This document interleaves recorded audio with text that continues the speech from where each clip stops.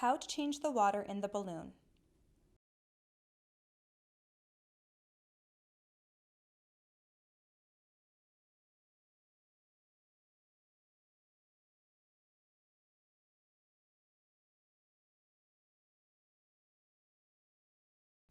There are many kinds of tubes that have a balloon.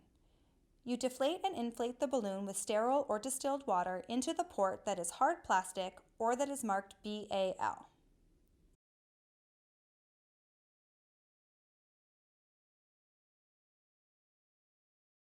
You will need an empty slip-tip syringe and a syringe with new sterile water or distilled water.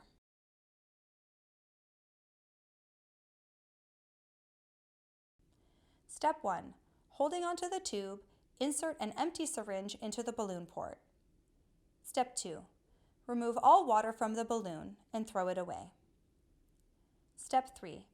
Reinflate the balloon with new sterile or distilled water. Follow the recommendations for balloon fill volume for your specific tube.